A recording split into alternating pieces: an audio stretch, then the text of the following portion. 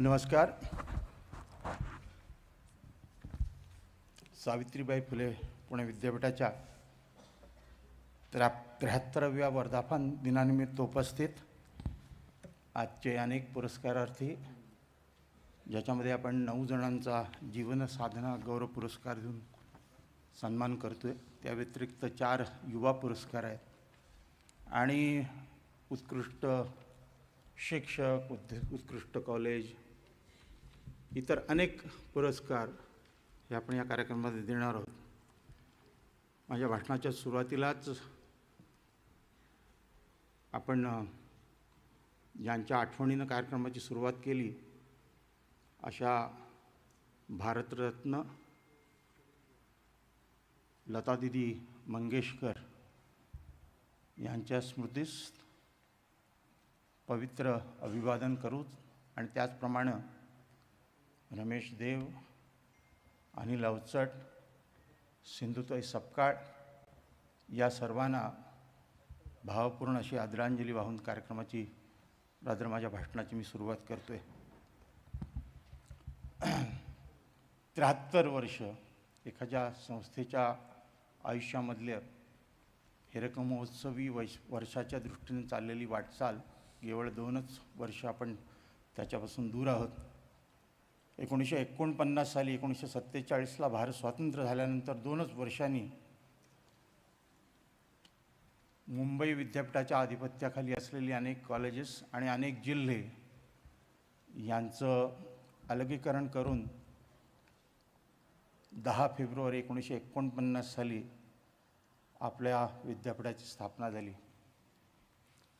आणि पहिले कुलगुरू म्हणून बॅरिस्टर मुकुंद जयकर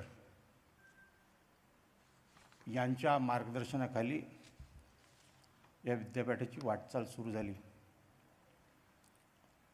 मी 20वा कुलगुरू आहे, त्यामुळे 19 आधीच्या कुलगुरूंनी जे काय प्रचंड योगदान दिलेलं, जे मार्गदर्शन दिलेले आणि त्या समयी त्या वेळेला असलेल्या व्यवस्थापन परिषद असेल, सिनेट असेल, इतर आस्थापनं असतील, या सर्वांनी जी दिशा दिली, त्यामुळेच कुठेतरी आज 73व्या वर्षामध्ये आपण राज्य पातळीपुरतं मर्यादित न राहता राष्ट्रीय पातळी आणि आता आंतरराष्ट्रीय पातळीवर पोचलेलो आहोत आणि त्याचा मला सार्थ अभिमान आहे. आणि गेल्या 5-6 वर्षामध्ये साधारणपणे IQSCचा कारभार मी 2010मध्ये माझ्याकडे धुरा सोपवली गेली आणि त्यापासून अनेक मानांकनं, अनेक नामांकनं ही स्पर्धा सुरू झाली आणि त्या स्पर्धेमध्ये सातत्याने गेली 4 वर्ष पहिल्या राष्ट्रीय पातळीवर पहिल्या 10 विद्यापीठांमध्ये आणि आंतरराष्ट्रीय पातळीवर जिथे आपण 800 आणि 1000च्या घरात होतो, तिथून आज आपला जो प्रवास आहे तो 500 ते 600च्या घरात आहे. आणि मला असं वाटतं की कुठल्याही संस्थेला अभिमानास्पद अशी कामगिरी आहे आणि त्याचं केवळ कारण म्हणजे मगाशी देशमुख सरांनी जसं सांगितलं की विद्यापीठ म्हणजे भिंती आणि इमारती नसून त्यामध्ये काम करणारे जो आपला ह्युमन रिसोर्स आहे, त्यात शिक्षक आहेत, शिक्षकेतर कर्मचारी आहेत, सेवक आहेत, विद्यार्थी आहेत आणि आपला कारभार तसा फार मोठा आहे. 3 जिल्ह्यापुरता जरी मर्यादित असलं तर 7.5 लाख विद्यार्थी साधारणपणे दरवर्षी ग्रॅज्युएशनसाठी या विद्यापीठात विविध महाविद्यालयाच्या मार्फत संलग्नित होत असतात आणि अनेक शाखांमधून, ज्याच्यामध्ये ह्युमॅनिटीज असेल, इंटरडिसिप्लिनरी असेल, कॉमर्स मॅनेजमेंट असेल, सायन्स टेक्नॉलॉजी असेल, अशा 4 विविध शाखा अंतर्गत विद्यार्थी आपलं ग्रॅज्युएशन पूर्ण करत असतात. आणि एक पब्लिक स्टेट युनिव्हर्सिटीचं असल्यामुळं आपल्याकडचं येणारा जो विद्यार्थी असतो हा आर्थिकदृष्ट्या दुर्बल असा घटकातून येत असतो. अशा विद्यार्थ्यांना एक चांगलं शिक्षण देणं, परिपूर्ण अशी त्याची जडणघडण करणं आणि राष्ट्राच्या निर्मितीमध्ये, राष्ट्राच्या प्रगतीमध्ये योगदान देण्याच्या दृष्टीनं त्याला उभं करणं ही प्राथमिक जबाबदारी घेऊन आपण काम करत असतो. आणि त्यामुळं मला आनंद आहे की 73 वर्षामध्ये जी भरीव अशी प्रगती या विद्यापीठाने केलेली आहे, ज्याच्या आपण सर्वजण साक्षीदार आहोत. आणि त्यासाठी सर्व घटकवर्ग ज्यांनी याच्यामध्ये योगदान दिलेलं आहे त्यांचा मी मनपूर्वक अभिनंदन करतो आणि आभारी मानतो. हे विद्यापीठ बॅरिस्टर मुकुंदराव जयकर यांचे आहे. सावित्रीबाई फुले आणि महात्मा ज्योतिबा फुले यांच्या शैक्षणिक सूचितेचे आहे. पुण्यातील अभिजात आणि ऐतिहासिक अशा शैक्षणिक संस्थांचं आहे. या विद्यापीठाला वारसा आहे पुण्यनगरीचा आणि इथल्या सुधारणावादी समाज सुधारकांचा. ऑक्सफर्ड ऑफ द ईस्ट म्हणून जी काही ओळख आहे, याच्या मागे जर आपण इतिहास पाहिला तर साधारणपणे 1818ला इंग्रजी पारतंत्र्याची सुरुवात झाली. आणि त्या काळामध्ये ज्या पाठशाला होत्या, जवळजवळ 700च्या आसपास पाठशाला होत्या, याच्यामार्फत विविध प्रकारचं शिक्षण घेतलं जायचं. यांचं रूपांतरण कुठेतरी कॉलेजेसमध्ये सुरू झालं. आणि 1821ला पहिलं कॉलेज, ज्याला अलीकडच्याच काळात 200 वर्ष पूर्ण झाले असं हे डेक्कन कॉलेज. त्याच डेक्कन कॉलेजमधून शिक्षण झालं लोकमान्य टिळकांचं. आणि त्याच टिळकांनी 1880मध्ये डेक्कन एज्युकेशन सोसायटीची निर्मिती केली आणि खऱ्या अर्थानं राष्ट्रीय शिक्षणाचा शुभारंभ केला. कारण परत पारतंत्र्यात आपण पाहिलं की मॅकॉलेचे जे मिनिट्स आहेत 1833-36चे, त्याच्या मागची जी शिक्षण देण्याची पद्धत होती त्याच्यामध्ये रंगानं रक्तानं कदाचित तो भारतीय असेल, पण बाकी संपूर्ण विचारानं तो इंग्रजी असला पाहिजे, अशा पद्धतीचा मनुष्यबळ निर्माण करण्याच्या दृष्टीनं शिक्षण प्रणाली निर्माण करण्यात आली. आणि लोकमान्य टिळकांना त्याची कुठेतरी जाणीव आली की ह्याच्यात राष्ट्रीयत्व नाही आहे आणि त्यामुळे वेगळे शिक्षण दिलं पाहिजे. आणि त्यामुळे 1888ची डेक्कन एज्युकेशन सोसायटी, त्याच्यामार्फत निर्माण झालेलं न्यू इंग्लिश स्कूल, 1885ला फर्ग्युसन कॉलेज, त्याच्यानंतर अनेक संस्था, 1918ला शिक्षण प्रसारक मंडळी असेल, 1900 साधारणपणे 20-22च्या काळामध्ये कॅन्टोन्मेंट झोनमध्ये पारशी लोकांनी त्या समाजासाठी काढलेलं वाडिया कॉलेज असेल, 1863 साली इंजिनिअरिंग स्कूलची कन्व्हर्जन कॉलेजमध्ये झालं असेल. अशा प्रकारे विविध प्रकारचं शिक्षण देण्याच्या दृष्टीनं इथे सुरुवात झाली. आणि त्याची परिणिती म्हणजे असं की साधारणपणे 1949पर्यंत इतक्या अनेक संस्था इथे होत्या की कुठेतरी जाणीव झाली की ह्याच्यासाठी एक वेगळ्या विद्यापीठाची गरज आहे. आणि त्यामुळं पुणे विद्यापीठाची निर्मिती झाली. आज जवळजवळ 1000च्या आसपास कॉलेजेस किंवा इतर संस्था आपल्याशी संलग्नित आहेत. त्याच्यामध्ये इंजिनिअरिंग कॉलेजेस आहेत, त्याच्यामध्ये ट्रॅडिशनल नॉलेज देणारे कॉलेजेस आहेत. 3 जिल्ह्यांची आणि हजारोहून अधिक शैक्षणिक संस्थांची मांदियाळी या विद्यापीठाचं वैभव आहे.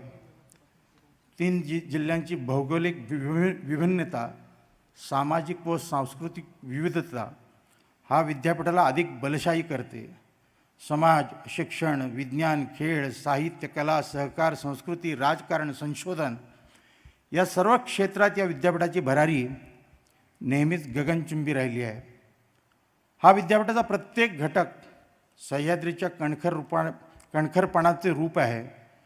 शैक्षणिक व प्रशासकीय अशा दोन्ही आघाड्यांवर विद्यापीठ व संलग्नित महाविद्यालये भक्कम आणि परिपक्व झालेली आहेत. मागील 5 वर्षात या सर्व बाबींचा मी अनुभव घेतला आहे आणि प्रादेशिक विद्यापीठ म्हणून जन्माला आलेले हे विद्यापीठ भविष्यात आपले ध्येय पूर्ण करेलच, पण आतासारखेच राष्ट्रीय व आंतरराष्ट्रीय स्तरावर गौरव व मानांकनाचे नवनवे उच्चांक प्रस्थापित करत राहील ही खात्री आहे. 2017मध्ये या विद्यापीठाच्या कुलगुरू या नात्यानं मी धुरा खांद्यावर घेतली आणि माझ्याबरोबर माझे सहकारी प्रकुलगुरू असतील, कुलसचिव असतील, व्यवस्थापन परिषद असेल, अधिसभा असेल किंवा अकॅडमिक काउन्सिल असेल, यांच्या माध्यमातून अनेकविध नाविन्यपूर्ण असं प्रयोग आपण सुरुवात केली त्याची. अगदी सुरुवातीच्या काळामध्ये, कारण एक इथलाच विद्यार्थी असल्यामुळं काही गोष्टींची मला सातत्यानं जाणीव होती. विद्यार्थी म्हणून, शिक्षक म्हणून इथले प्रश्न काय आहेत आणि त्या प्रश्न सोडवण्याच्या दृष्टीनं आपल्याला काय योगदान करता येईल, त्या दृष्टीनं माझ्या सर्व सहकाऱ्यांच्या मदतीनं अनेकविध गोष्टींची आपण सुरुवात केली. आधीच्या काळात सुरुवात केलेल्या अनेक गोष्टी ज्या परिपूर्ण किंवा पूर्णत्वास आलेल्या नव्हत्या, त्या पूर्ण करण्याचं उद्दिष्ट आपल्यासमोर ठेवलं. आज ज्या हॉलमध्ये हा मोठा कार्यक्रम होतो आहे तो पूर्ण झालेला आहे.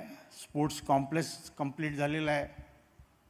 इतर अनेक सोशल सायन्स कॉम्प्लेक्स तो पूर्ण झालेला आहे. गेले कित्येक दिवस सातत्यानं मागणी होती की सावित्रीबाई फुल्यांच्या नावाने हे विद्यापीठ ओळखलं जातं. त्या सावित्रीबाईंचा एक भव्य पुतळा मुख्य इमारतीच्या समोर असावा. ती मागणी आपण पूर्ण करण्याच्या दृष्टीनं पावलं उचलली. 3 जानेवारीला सावित्रीबाईंचा वाढदिवस असतो, जन्मदिवस असतो, जयंती असते. पण कोविडमुळे आपल्याला त्या दिवशी त्या पुतळ्याचं उद्घाटन करता नाही आलं. पण येणाऱ्या 3 दिवसामध्ये 14 तारखेला महामहिम राज्यपालांच्या हस्ते तो पूर्णाकृती पुतळा आपण त्याचं उद्घाटन करतो आहे. आणि ज्या पुतळ्यामार्फत आपल्याला सातत्यानं प्रेरणा मिळणार आहे. कारण सावित्रीबाईंनी स्त्रियांच्या शिक्षणासाठी जे भरीव योगदान दिलं त्याची जाणीव ठेवून या विद्यापीठाचं नामांकन करण्यात आलं. आणि ती प्रेरणा कायम आपल्यासमोर असावी, पुतळ्याच्या स्वरूपात असावी म्हणून त्या पुतळ्याची आपण निर्मिती केलेली आहे. आज नवीन शैक्षणिक धोरण आलेलं आहे. आणि नवीन शैक्षणिक धोरण मी जसं मगाशी ज्याचा उल्लेख केला की मॅकॉलेचं 1836, त्यानंतर जरी आपण स्वातंत्र्य जरी मिळालं तरी शिक्षण प्रणाली जी होती ती बऱ्याच अंशी इंग्रजांनी ज्याची आखणी केली होती त्याच पद्धतीने ती पुढे चाललेली होती. पहिलं शैक्षणिक धोरण आणि त्याच्यानंतर जवळजवळ 35-40 वर्षानं शैक्षणिक धोरणात मोठ्या प्रमाणात जो बदल घडलेला आहे आणि ज्याच्यामध्ये आपलं जे आहे ते, ज्याला आपण ट्रॅडिशनल नॉलेज सिस्टीम म्हणतो, ती आणि नवीन जे येऊ घातलेलं आहे यांचं ब्लेंडिंग करण्यात आलेलं आहे. आणि तशा पद्धतीनं ज्याला आपण म्हणतो की लिबरल आर्ट्स, लिबरल एज्युकेशन, विद्यार्थी घडत असताना त्याला सर्व गोष्टींचं ज्ञान मिळणं गरजेचं आहे. आणि त्याच्यातून तो ठरवेल की मला कशामध्ये स्पेशलायझेशन करायचं आहे किंवा एक्सपर्टाईज मिळवायचं आहे. आणि ती आवड निवड त्याला तो चॉईस दिला गेला पाहिजे. म्हणून चॉईस बेस्ड क्रेडिट सिस्टीम साधारणपणे 2000च्या आसपास सुरुवात केली गेली. पण लेटर अँड स्पिरिटमध्ये ती फॉलो नाही झाली. आणि त्यामुळे लिबरल एज्युकेशन, लिबरल आर्ट्ससारखे कोर्सेस जे आजपर्यंत फक्त प्रायव्हेट विद्यापीठामध्ये, फ्लेम युनिव्हर्सिटी असेल, अशोका असेल, सिम्बायोसिस असेल, अशा ठिकाणी या कोर्सेसची निर्मिती आणि ज्याची फी ही सर्वसामान्यांच्या खिशाच्या पलीकडची आहे. 10-12 लाख रुपये सगळं फी खर्च करावी लागते. पण माझा विद्यार्थी, मी सुरुवातीलाच म्हटलं की तो येणारा अत्यंत आर्थिकदृष्ट्या दुर्बल असा घटकातून येत असतो आणि त्यामुळे तशा पद्धतीचं शिक्षण त्याला त्याच माफक दरात मिळालं पाहिजे याचा विचार करून मला असं वाटतं की महाराष्ट्रातलं पहिलं स्टेट युनिव्हर्सिटीमध्ये पहिलं विद्यापीठ आहे की जिथं आपण लिबरल आर्ट्स सुरुवात केली. आज पहिली बॅच आपली बाहेर पडते आणि त्याच्यामध्ये सातत्यानं आपण नवीनता आणण्याचा प्रयत्न केला. त्याच्यामध्ये सायन्स आहे, त्याच्यामध्ये ह्युमॅनिटीज आहे, त्याच्यामध्ये सोशल सायन्स आहे, त्याच्यामध्ये परफॉर्मिंग आर्ट्स आहे. आणि शेवटच्या वर्षामध्ये तो ठरवेल की मला काय आवडतं त्याच्यामध्ये तो स्पेशलायझेशन करेल. आंतरराष्ट्रीय पातळीवर जेव्हा जायचं असतं त्यावेळेला आंतरराष्ट्रीय लोकांबरोबर सामंजस्य करार, चांगली विद्यापीठं त्यांच्याबरोबर कार्य आणि तो विचार ठेवून मेलबर्न विद्यापीठाबरोबर आपण एक BSc प्रोग्राम सुरुवात केली ज्याच्यामध्ये 80% सिलेबस हे आंतरराष्ट्रीय आहे आणि 20% जे आहे ते आपल्या रिजनल नीड्स आहेत त्या लक्षात घेऊन आपण ते केलेलं आहे. आणि तो प्रोग्राम आपण जवळजवळ 5 विषयामध्ये पहिल्यांदा त्याची सुरुवात झाली. आपल्या विद्यापीठाच्या गेटच्या समोर असलेलं मॉडर्न कॉलेज आहे तिथे बायोलॉजीमध्ये झाली आणि त्याच्यानंतर आपण कॅम्पसवर केमिस्ट्री, फिजिक्स, पर्यावरणशास्त्र आणि मी जिओलॉजीचं असल्यामुळे थोडीशी बायास म्हणा माझी आवडती असल्यामुळे जिओलॉजी अशा पद्धतीनं आपण या 5 विषयामध्ये BSc प्रोग्राम सुरू केला. आज मोठी इन्फ्रास्ट्रक्चर निर्माण होत आहेत आणि ह्यासाठी लागणारं पूरक मनुष्यबळ देण्याच्या दृष्टीनं हॉस्पिटॅलिटी आणि फॅसिलिटी मॅनेजमेंटच्या दृष्टीने एक BScचा एक BA प्रोग्राम आपण कॅम्पसवर सुरू केला. थोडक्यात आंतरराष्ट्रीय विद्यापीठामध्ये त्यांचं स्वतःचे जे कंडक्टेड कॉलेज असतं तशा पद्धतीची निर्मिती आपण कॅम्पसवर केली. जवळजवळ सुरुवातीच्या 15-20 डिपार्टमेंटनंतर 52 डिपार्टमेंटपर्यंत आपली प्रगती आहे. आणि अलीकडच्या काळात जिथं शिक्षक भरती कुठेतरी थांबलेली आहे, अनेक चांगले शिक्षक रिटायर होत आहेत, अनेक कुशल असे आपले नॉन टीचिंग स्टाफ आहे तो रिटायर होते आहे आणि त्यांची जागा घ्यायला कोणी नाही आहे. त्या रिकामा जागा आम्हाला नेहमीच खुणावत आलेल्या आहेत. आणि अशा परिस्थितीमध्ये जे काही मनुष्यबळ आहे ते चांगल्या पद्धतीनं कसं वापरता येईल आणि विद्यार्थ्यांना त्याचा जास्तीत जास्त कसा लाभ मिळेल या दृष्टीनं आपण स्कूल प्रणाली स्कूल सिस्टम्स अडॉप्ट केली. हा मेजर रिफॉर्म होता, स्ट्रक्चरल रिफॉर्म ज्याला म्हणू शकू आपण. आणि 18 स्कूलची आपण निर्मिती केली आणि त्यामुळं विद्यार्थ्यांची हॉरिझॉन्टल मोबिलिटी आणि शिक्षकांची हॉरिझॉन्टल मोबिलिटी सुरू झाली. मल्टीडिसिप्लिनरी जो कन्सेप्ट आहे, अनेक शाखा एकत्रित येऊन संशोधन झालं पाहिजे आणि समाजाभिमुख असं प्रकारचं संशोधन असलं पाहिजे. समाजाच्या ज्या समस्या आहेत त्या समजून घेतल्या पाहिजेत आणि तो आपला संशोधनाचा विषय झाला पाहिजे. आणि त्यामुळं सातत्यानं माझ्या काळामध्ये मी आणि माझे सहकारी प्रयत्न हा केला की कायम आपण आपल्या सोसायटीमध्ये राहिलं पाहिजे, समाजामध्ये आपण गेलं पाहिजे, समाजाचे प्रश्न जाणून घेतले पाहिजेत. गेले 2 वर्ष सातत्यानं आपणाला जी मोठी असं संकट आपल्यावर जे आलं ते म्हणजे कोविडचं. आणि वारंवार तो वेगवेगळी रूपं घेऊन येते, पण कुठेही आपण आपला धीर न सोडता धीरोदत्तपणे या समस्येचा मुकाबला जसा राष्ट्रीय पातळीवर केला गेला त्याच पद्धतीनं पुणे विद्यापीठ, सावित्रीबाई फुले यांनी जे कार्य केलं त्यातून प्रेरणा घेऊन प्लेगच्या काळात त्यांनी केलेलं काम, ती प्रेरणा घेऊन समाजामध्ये उतरलं, तळागाळामध्ये उतरलं. आणि मग अँटीजेन किट टेस्टिंग असेल, सिरोलॉजिकल सर्वे असेल, मॅथमॅटिकल मॉडेलिंग असेल, डायग्नोस्टिक असेल, इतर अनेक मास्क वाटप असेल, अन्नधान्य वाटप असेल, शिधा वाटप असेल, प्रत्यक्ष जमिनीवर उतरून शिक्षक, शिक्षकेतर कर्मचारी आणि विद्यार्थी यांनी मोठ्या प्रमाणात जो सहभाग दिला आणि त्याची परिणिती अशी झाली की फक्त कोविडपुरतं मर्यादित असा रिसर्च न होता भारत हा अतिशय विशाल असा देश आहे लोकसंख्येच्या दृष्टीनं. आणि त्यामुळं या लोकसंख्येमध्ये येणारे रिकरिंग कम्युनिकेबल डिसीजेस आहेत, इन्फेक्शियस डिसीजेस आहेत, त्याच्यामध्ये चिकनगुनिया आहे, डेंग्यू आहे, स्वाईन फ्लू आहे, यांच्या संबंधित संशोधन झालं पाहिजे, ह्याचं डायग्नोस्टिक झालं पाहिजे. म्हणून एक मोलेक्युलर डायग्नोस्टिक लॅबची पण आपण सुरुवात केली.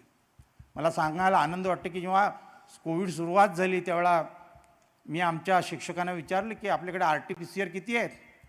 त्यांनी सांगितलं 5-6 आहेत. मग आपण का टेस्टिंग करत नाही. तर त्यांनी मला त्यावेळेला सांगितलं होतं की त्याला विशिष्ट प्रकारची लॅब लागते, बेसिक सेफ्टी लेवल 2-3ची लॅब, आणि ती इतक्या पटकन होणं अशक्य आहे. आणि त्यामुळं मी त्यांना सांगितलं की मग तसं जर असेल तर जिथं जवळ कोविड टेस्टिंग सुरू आहे तिथं आपले इन्स्ट्रुमेंट आपण हलवू. आणि आयसरमध्ये जवळजवळ माझे 12 ते 15 प्राध्यापक आणि अनेक विद्यार्थी त्यांनी रात्रंदिवस काम केलं. जिथं 100चं टेस्टिंग तिथे होत होतं तिथे 3 मशीन ॲड केल्यानंतर दिवसाचा 1000 टेस्टिंग सुरू झालं. आणि तिथे जवळजवळ 50 ते 60 हजार टेस्टिंग केल्यानंतर तोपर्यंतचा वेळ आपण आपली लॅब निर्माण करण्यामध्ये खर्चिला. आणि एक 5-1 महिन्यापासून आपली लॅब जेव्हा सुरू झाली, मला सांगायला आनंद होतो की आजपर्यंत तिथेसुद्धा 25 ते 30 हजार टेस्ट झालेले आहेत आणि रात्रंदिवस तिथं काम सुरू आहे. आणि आज कुठेतरी जॉन हॉपकिन्स युनिव्हर्सिटी आपल्याशी दोस्ती करण्याच्या दृष्टीनं हात पुढं करते आहे. ह्या मोलेक्युलर डायग्नोस्टिक लॅब आणि ह्याचा उपयोग जे इन्फेक्शियस डिसीजेस आहेत त्याच्यावर काम करण्याच्या दृष्टीनं आपण एकत्रित काम करूया असा संदेश त्यांच्याकडून येतो आहे. किती आनंदाची बाब आहे. आजचा जग आहे स्टार्टअप इंडिया, आत्मनिर्भर भारताचा प्रवास सुरू आहे. आणि हे करत असताना विद्यार्थीसुद्धा संपूर्णतः आत्मनिर्भर झाला पाहिजे. आणि त्या दृष्टीनं एंटरप्रेन्योरशिप डेव्हलपमेंटच्या दृष्टीनं आपल्याला काय काम करता येईल त्याचा विचार करून आपण एक SPPU रिसर्च पार्क फाउंडेशन नावाची सेक्शनेट कंपनी काढली. आणि ती सेक्शनेट कंपनी जी स्पेशल पर्पज व्हेइकल आहे, ज्याच्यामध्ये त्याला पूर्ण ऑटॉनॉमी दिलेली आहे की चांगल्या पद्धतीचं काम करण्याच्या दृष्टीनं कुठल्याही प्रकारचं शासकीय किंवा आपल्या प्रशासकीय अडचण त्यात येणार नाही. आणि आपण 5 एरिया फोकस केल्या होत्या: पाणी, ॲग्रिकल्चर, हेल्थकेअर, आर्टिफिशियल इंटेलिजन्स आणि इलेक्ट्रिकल मोबिलिटी. मला सांगायला आनंद होतो की 3 वर्षापूर्वी सुरू झालेल्या या आपल्या प्रयोगामध्ये आज 40 स्टार्टअप्स काम करत आहेत. आणि जेव्हा इंडस्ट्री 4.0चे वेध सुरू झाले तेव्हा आंतरराष्ट्रीय पद्धतीचं experiential centre C4I4 centre for industry 4.0 त्याचं लोकेशन आपण कॅम्पसवर कोलोकेट केलं. आणि जेणेकरून आज इंडस्ट्री स्मार्ट होण्याच्या दृष्टीनं विद्यार्थ्यांचं योगदान या सेंटरमार्फत होतं आहे. कारण तिथे इंटर्नशिप म्हणून सगळे काम करणारे विद्यार्थी आहेत. ते काही इंजिनिअरिंग कॉलेजमधले आहेत, काही आपल्या कॅम्पसवरचे आहेत. आणि मला सांगायला आनंद होतो की मागच्या महिन्याच्या 18 तारखेला साधारणपणे 5 MSME, ज्याला आपण म्हणतो की साधारणपणे 50 कोटीची ज्यांची उलाढाल आहे, अशा इंडस्ट्री आपण स्मार्ट केल्या. 5 इंडस्ट्री या आपण त्या दृष्टीनं त्या परिपूर्ण केलेल्या आहेत. आज मला आनंद वाटतो की इथे ज्या प्रकारचं डिस्कशन डेलिब्रेशन्स आणि चर्चासत्र जी चालतात त्याच्यामध्ये वोक्सवॅगन असेल, मर्सिडीज असेल, टाटा असेल, या मोठ्या कंपन्या येत आहेत. आणि मग त्यांच्या समस्या आपण जाणून घेतो आणि त्या समस्या हा आपल्या संशोधनाचा विषय बनतो. आणि मग AI असेल, मशीन लर्निंग असेल, ब्लॉकचेन टेक्नॉलॉजी असेल, क्लाउड कम्प्युटिंग असेल, क्वांटम कम्प्युटिंग असेल, या सर्व गोष्टींचा वेध घेत नवीन अशा ऐतिहासिक गोष्टी निर्माण केल्या जातात. आणि ह्याच्यामध्ये विद्यार्थ्यांचं मोठं योगदान आहे. सातत्यानं ती गोष्ट मी अधोरेखित करतो की याच्यामध्ये विद्यार्थी इन्वॉल्ड आहे. मला असं वाटतं की इव्हन स्टेट लेवलला महाराष्ट्रामध्ये केवळ एकमेव हे विद्यापीठ आहे जिथे अशी संकल्पना, अशी कल्पना आणि अशी कंपनी आपण निर्माण केलेली आहे. कोविडच्या काळामध्ये सगळ्याच गोष्टी ऑनलाईन जेव्हा सुरू झाल्या, एका रात्रीमध्ये डिजिटल फॉर्ममध्ये तुम्ही बदला, मोठं चॅलेंज होतं. पण तेही चॅलेंज आपण स्वीकारलं आणि स्वतःच्या LMS बनवून जवळ अनेक कॉलेजेसना आणि पूर्ण विद्यापीठाची परीक्षासुद्धा, जी जवळजवळ 7.5 लाख विद्यार्थी, म्हणजे 4 मिनिमम पेपर म्हटले तर 35 लाख इव्हेंट होतात, हे अत्यंत चांगल्या पद्धतीनं आपण केले. आणि जेव्हा थोड्याफार प्रमाणात शिथिलीकरण आलं, प्रोटोकॉल्स कमी केले गेले, विद्यार्थ्यांना जेव्हा कॅम्पसवर येण्याची मुभा देण्यात आली काही काळापुरती, त्यावेळेला या LMS प्लॅटफॉर्मचा उपयोग कसा चांगल्या पद्धतीनं करता येईल त्याचा विचार केला.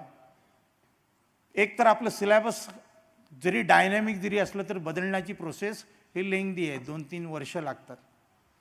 आणि काल नवीन घडलेल्या गोष्टी मला आज आल्या पाहिजेत, विद्यार्थ्यांना मिळाल्या पाहिजेत, ही माझी कायम धारणा राहिलेली आहे.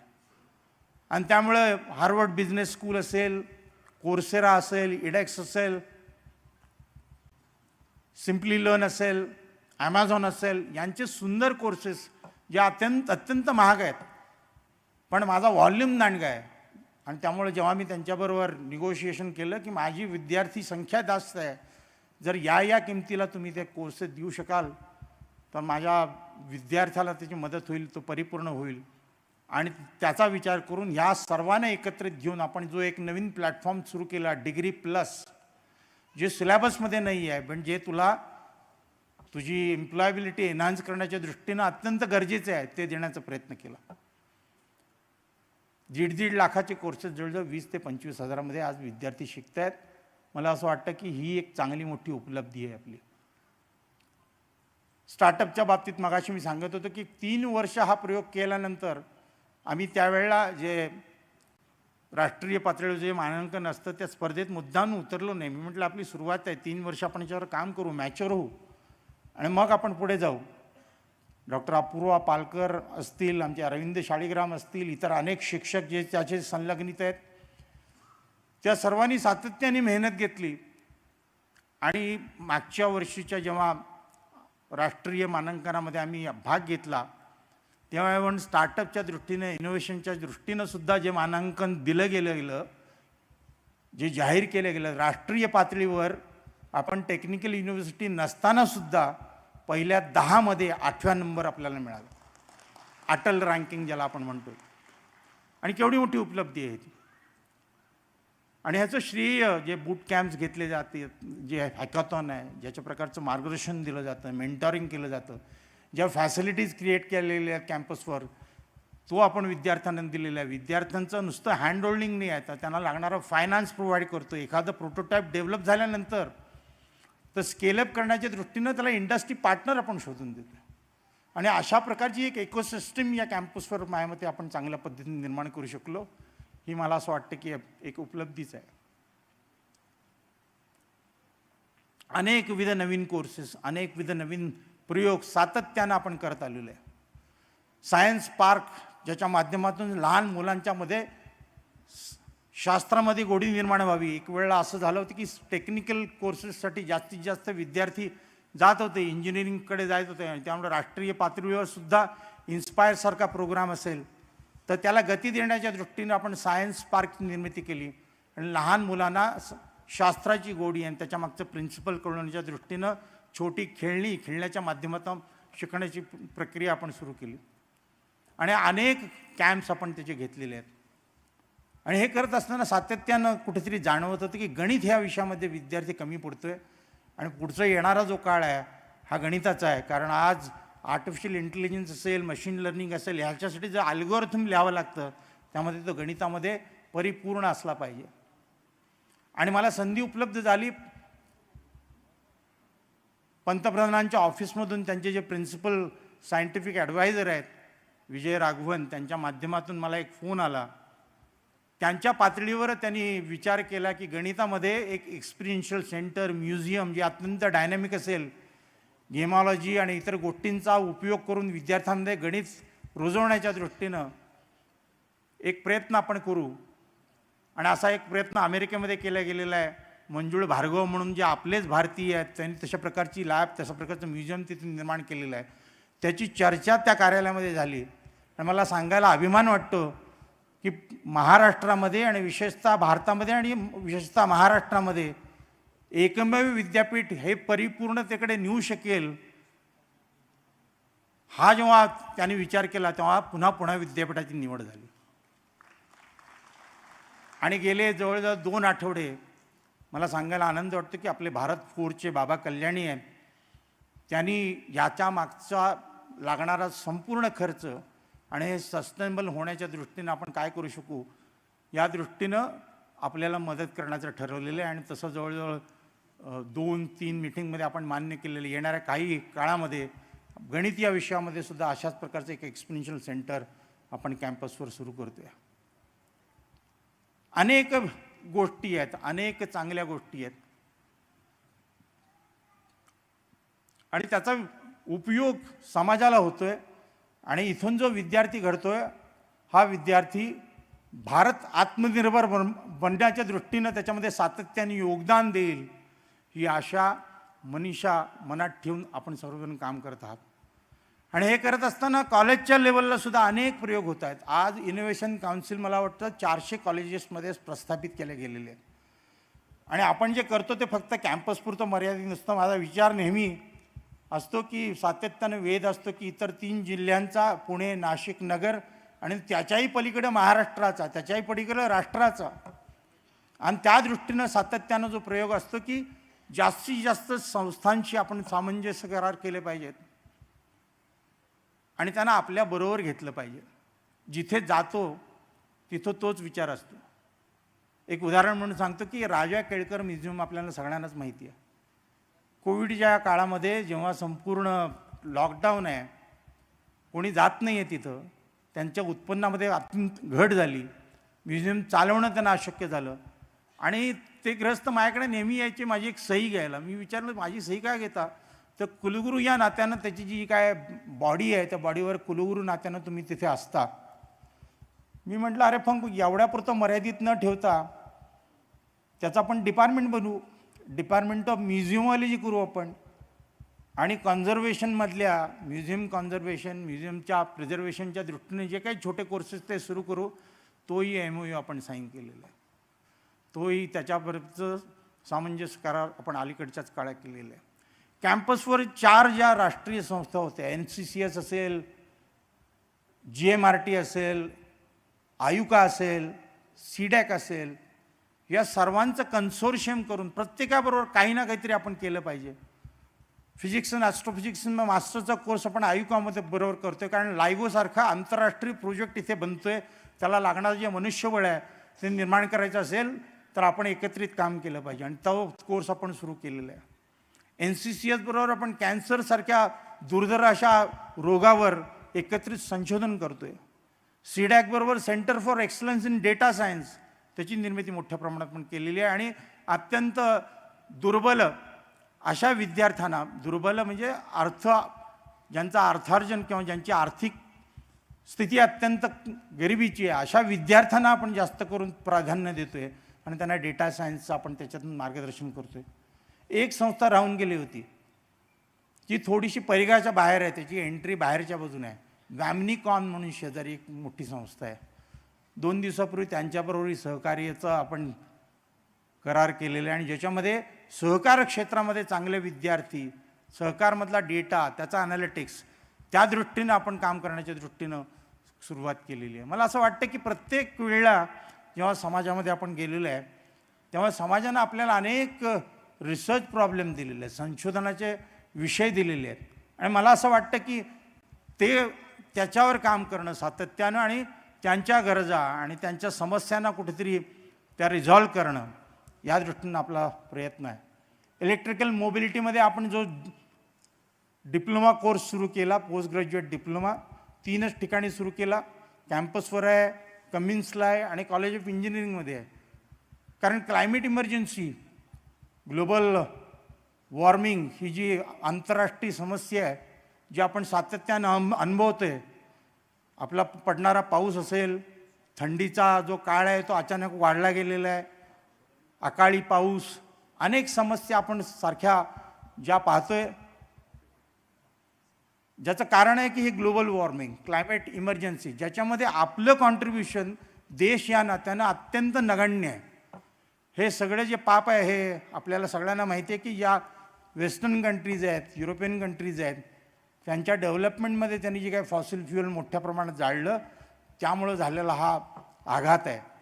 पण असून दे, ही आंतरराष्ट्रीय समस्या आहे आणि ती सोडवण्याच्या दृष्टीनं भारतानं त्याच्यामध्ये आपला हातभार दिलेला आहे आणि तो रिझॉल्व करण्याच्या दृष्टीनं आपण आज आपला प्रयत्न आहे की जे काय करतो ते सस्टेनेबल एनर्जीच्या बाबतीत मग ग्रीन एनर्जीचा कन्सेप्ट घेऊन आपण काम करतो आहे. कॅम्पसवर जवळ 70% आपले जे विभाग आहेत हे सोलार पॅनलवर चालणारे आहेत आणि ह्याची निर्मिती, याच्या बाबतीतलं संशोधन, इलेक्ट्रिकल मोबिलिटी, नवीन जी व्हेकल्स होणार आहेत जे इलेक्ट्रिकवर चालणार आहेत त्याच्यासाठी लागणारं जे काही योगदान आहे ते विद्यापीठाच्या मार्फत दिलं गेलं पाहिजे, त्याचा विचार करून इलेक्ट्रिकल मोबिलिटी आणि ही सुद्धा इंडस्ट्रीबरोबर प्रत्यक्ष वार्तालाप करून त्यातून जी संकल्पना पुढे आली ती पुढे नेण्याचा आपण प्रयत्न केलेला आहे. मला असं वाटतं की सांगण्यासारखं भरपूर आहे, पण आजचा कार्यक्रम तसाच आखीव आणि रेखीव असला पाहिजे.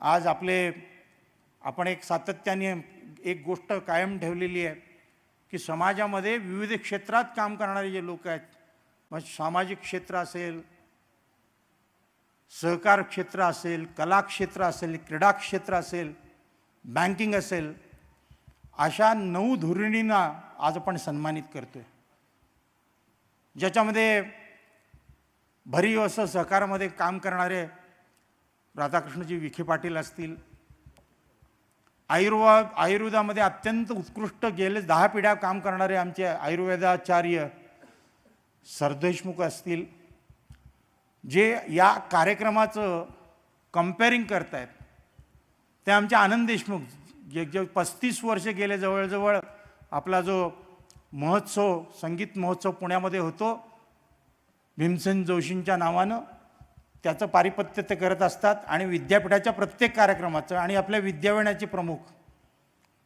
किती आनंदाची गोष्ट आहे. मी त्यांना आज म्हटलं की आज तुमचा आपण सत्कार करतोय. ते म्हणाले मी ज्यासाठी सत्कार करताय ते काम मी आजही सोडणार नाही, मी आज ते चालू ठेवणार आहे. ते अशा आमचे आनंद देशमुख असतील, ज्योती देशमुख आहेत नाशिकहून आलेल्या,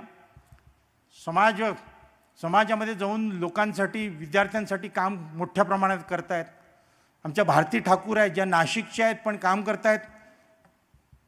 नर्मदालय म्हणून जी एक संस्था आहे, नर्मदेच्या काठावर एक छोटंसं गाव आहे मांडलेश्वरच्या जवळ, तिथल्या आदिवासी विद्यार्थ्यांचं शिक्षण आणि संगोपन आणि त्यांना आत्मनिर्भर बनवण्याच्या दृष्टीने गेले कित्येक वर्ष काम करतात. अशा आमच्या भारतीताई ठाकूर आहेत. बँकिंग आणि सहकार क्षेत्रात काम करणारे आमचे थोरात साहेब आहेत. शिल्पकलेमध्ये ज्यांनी मोठं काम केलेलं आहे अशा आमचे प्रमोदजी कांबळे आहेत. शिक्षण क्षेत्रामध्ये आणि जे आपलेच आहेत, विद्यापीठाला ज्यांनी मार्गदर्शन केलं, काही काळ कुलगुरू म्हणून विद्याप्रतिष्ठानच्या कॉलेजच्या माध्यमातून, त्याच्या आधी भारती विद्यापीठामधून आणि आजही सतत शिक्षणाशी जोडले गेलेले आमचे अरुण अडसूळ सर आहेत. या सर्वांना आपण आज सन्मानित करतोय.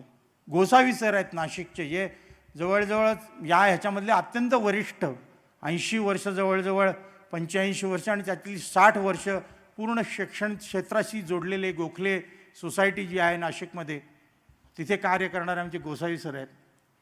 असे हे सर्व आपलेच, पण कुठेतरी जसं मगाची सुरुवातीला सांगण्यात आलं की हा घरचा कार्यक्रम आहे आणि बाहेरच्यापेक्षा आपल्याला जेव्हा घरी जी शाबासकी मिळत असते त्याचा अप्रूप जास्त असतं. आपण जेव्हा बाहेर एखादा सन्मान मिळतो त्याच्यापेक्षा जेव्हा आई किंवा वडील आपला कौतुक करतात, एक कौतुकाची थाप आपल्या पाठीवर टाकतात, त्यावेळेस जास्त अभिमानानं आपलं उर भरून येतं. आणि त्यामुळे हे कोणी बाहेरचे नाहीत, हे आपलेच आहेत सगळे. आपल्याच क्षेत्रामधून बाहेर पडून दुसऱ्या क्षेत्रामध्ये उत्कृष्ट काम करतायत, त्यांना सन्मानित करण्याचं भाग्य आपल्याला मिळते. आणि ते सुद्धा कोणाच्या हस्ते करतोय आपण? मोहनजी अगाशे, तेही आपलेच आहेत. थोर मानसोपचार तज्ज्ञ आणि चतुरस्त्र असा अभिनेता, ज्यांना आपण पूर्वी गौरव केलेला जीवनगौरव पुरस्कार देऊन, तेच आजच्या कार्यक्रमाचे प्रमुख पाहुणे आहेत.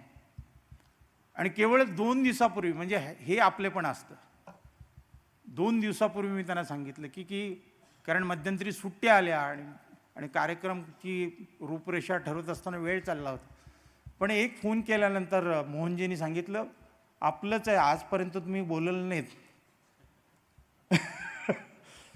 पण आणि आत्ता सध्या जे काम करतायत की सिनेमा हे किती पॉवरफुल टेक्निक आहे, ज्याच्या माध्यमातून शिक्षण प्रचार आणि शिक्षण अवलंबले जाऊ शकतं. लर्निंग फ्रॉम लेन्स ही संकल्पना घेऊन ते काम करतायत.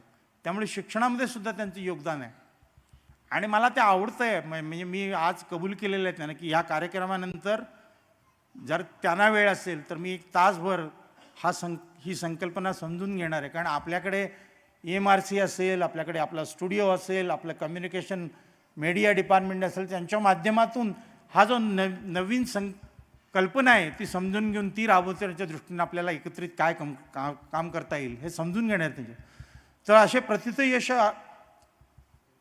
अभिनेते आज आपल्याला प्रमुख पाहुणे म्हणून लाभलेले आहेत आणि त्यामुळं यांच्या हस्ते आज या उपस्थितांचा सन्मान 4 ज्याला आपण युवक पुरस्कार आहेत 4 ते 5 जण आणि अनेक जी कॉलेजेस आहेत त्यांनी जे उत्कृष्ट काम केलेलं आहे, वेगवेगळ्या क्षेत्रामध्ये केलेलं आहे, उत्कृष्ट प्रिन्सिपॉल असेल, उत्कृष्ट विद्यार्थी असेल, इनोव्हेशनमधलं अवॉर्ड असेल आणि त्याच्यात ग्रामीण आणि अर्बन अशा दोन्ही कॅटेगरीमधनं ज्यांचं आपण साधारणपणे 26 जानेवारीच्या माझ्या भाषणामध्ये मी त्याचा नेहमी उल्लेख करत असतो, त्यामुळे पुन्हा उल्लेख टाळून मला असं वाटतं की प्रत्येकाचा आपण इथे सत्कार करणार आहोत. आणि त्यामुळं जरी कोविड असला तरी प्रतिबंध सगळे पाळून, कारण हा आनंदाचा सोहळा आहे, हा आनंद आपण साजरा केलाच पाहिजे. आणि त्या दृष्टीनं पण तरीसुद्धा कोविड पूर्णपणे गेलेलं नाही. आणि त्यामुळं जे काही प्रोटोकॉल्स आहेत तो प्रतिबंध पाळून आपण आजचा हा कार्यक्रम करतो आहे. तर या कार्यक्रमाला आपण मोठ्या संख्येने इथे उपस्थित झालेला आहात. माझ्या 5 वर्षाच्या काळामध्ये जे योगदान आपण सर्वांनी दिलेलं आहे त्या सर्वांचं मनस्वी पहिल्यांदा इथे स्वागत करतो. आणि कुठेतरी हेही मान्य केलं पाहिजे की मे महिन्यामध्ये माझा कार्यभार संपतो आहे, त्यामुळं कृतज्ञता व्यक्त करतो की जे काही तुम्ही मला 5 वर्ष सहकार्य केलं, माझ्या संपूर्ण टीमला जे सहकार्य मिळालं त्याच्या माध्यमातूनच आज विद्यापीठ अशा उत्तुंग स्थानावर पोचलेलं आहे. नव्या राष्ट्रीय शिक्षण धोरणाची चर्चा आणि त्याच्या अवलंबनाचे काम तत्काळ करणारे आपण आहोत. याच अनुसरून वेगवेगळे सामंजस्य करार आणि संशोधन व अध्ययनातील संवादाचे अनुबंध आपण प्रस्थापित केलेले आहेत. देशातील सर्वोच्च संस्था ते वैधानिक आस्थापना यासोबत अनेक प्रकारच्या उपक्रमात आपण सहभागी झालेलो आहोत. कोरोना महामारीचा प्रभाव सर्व जगावर, पण आपण हातबोल झालो नाही. अध्ययनातील वेगळे तंत्र आणि मापदंड शोधून आपण कार्यरत राहिलो, हातबोल झालो नाही. आज कोरोना हरतोय आणि आपण जिंकत आहोत.